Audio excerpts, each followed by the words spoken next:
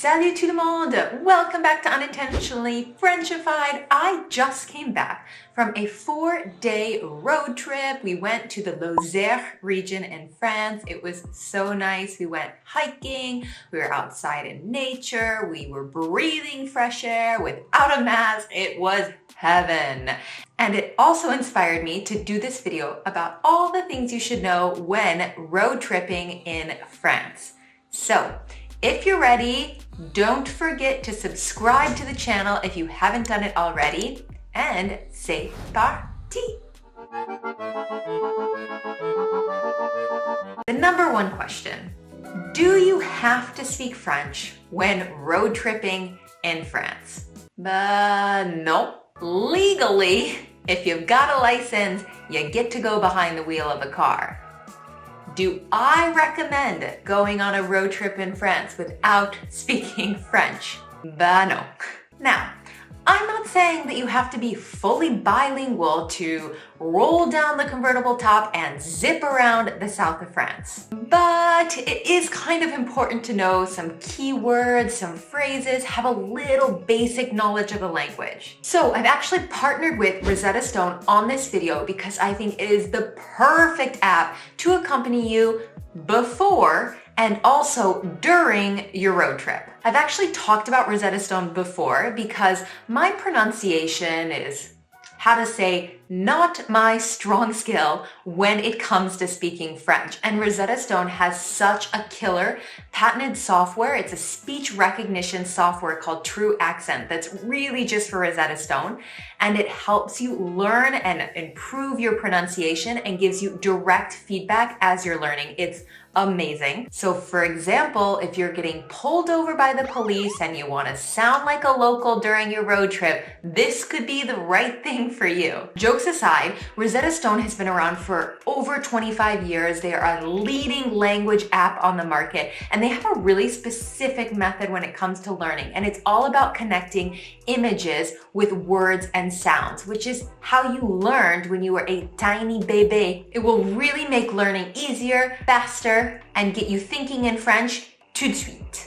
Rosetta Stone has an unlimited offer going on right now. You heard me right. It means lifetime, unlimited, your entire life. You can have access to the app, the killer pronunciation software, phrasebook for quick vocabulary, which might be very, very useful during a road trip, and stories and text about the culture. So it's 179 euros, one-time fee, your entire life. This may be the perfect best friend you can stick in your pocket and take with you on your road trip. You can find out all the information below. I put everything in the description of the video, so please go check it out. All right, let's get back to number two. The total cost of tolls in France is no joke. When you think about tolls in the US, you're thinking like, I don't know, 50 cents here, like $2.50 here. I mean, when I think about tolls in the US, I think about like, do I have change in my car to pay for the tolls? Not the same thing in France. Think more like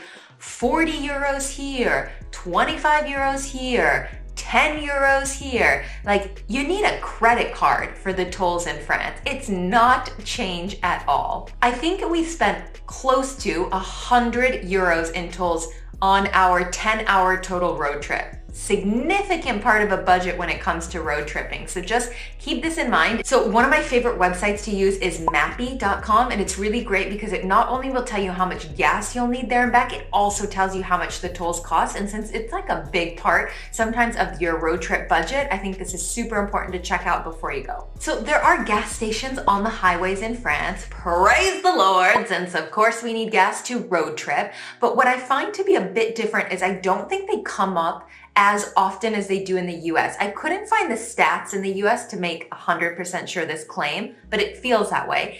In France, gas comes on average, it's every 30 miles, which is about every 50 kilometers. You can have rest stops more often than that. So if you need to take a break, stretch your legs, go for a pee, that happens more than every 30 miles. But when it comes to actual gas, On average, that's about what they say. So I feel like you need to pay pretty close attention to your gas tank if you're on the highway, just to make sure that you're timing everything okay. When it comes to food and fueling your body on a road trip, you will not see 50 different fast food chain restaurants attached to gas stations every couple of miles. In France, you can always find with a gas station some little triangle sandwiches that I don't recommend, or like some stale croissants. You're not gonna starve on your road trip, okay?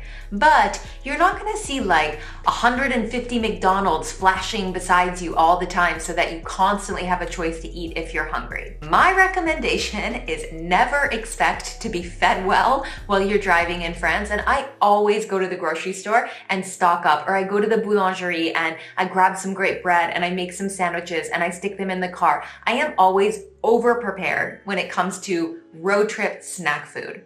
And I highly recommend that you guys do the same. Watch out for the hidden radars. They're actually not hidden per se, because there are lots of signs warning you, like radar, radar, radar's coming. It's so funny because I think the French are a bit kind of like, okay, I've told you 3 different times to slow down. At this point, if you're not gonna slow down and drive the right speed and you pass through a radar, then you're the loser who's gonna get a ticket in the mail. So just be careful, because they do warn you about them, but they pop up and they're there. And one of my favorite applications to drive with is Waze. So it's great for the direction side of it, but it's also really great when it comes to telling you when there's police or when there's radar. So highly, highly recommend using Waze. Speaking of speed limits, when you're driving on a highway in France and it's not raining, because yes, the speed limit changes when it rains,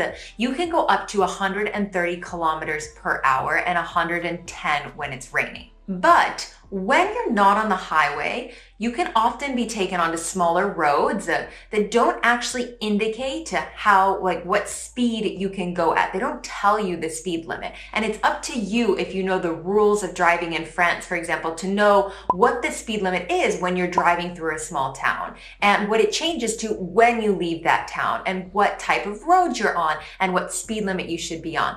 Waze is also really, really useful for this, because it tells you what the speed limit is in the area that you're driving in. I find that feature incredibly helpful, but just beware, because if you don't have a feature like that on your GPS or your direction system, you really have to know, and often it's not that easy to know. The police, I would say, when you're on the highway, are a bit more hidden than they are in the US. You don't see them as often. I find there's not as much this culture in France of like a policeman staked out on the side of the highway, hidden, holding his speed gun and waiting for people to speed by so that he can go and chase them. I don't know if it's because they have so many radars everywhere that they don't put as many people on the highways for that reason. I am not recommending that you speed as fast as you can in between the radars. I think there are from time to time police officers.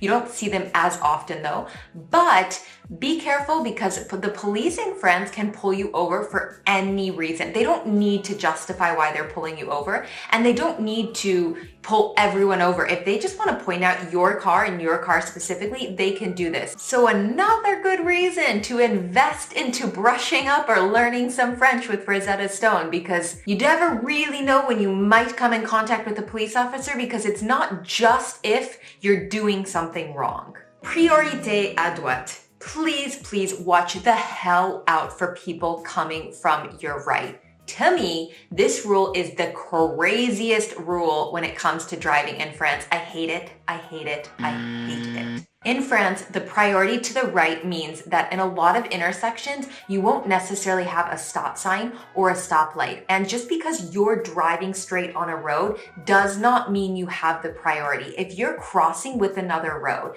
and that person is coming from your right, they have the priority. You have to stop. It can be very confusing when you come from a country that does not function like this. So if in doubt, slow the F down. You won't see a lot of roundabouts on the highway. So if you're going on a really just shooting across France to go somewhere else trip, this might not be as big of a deal.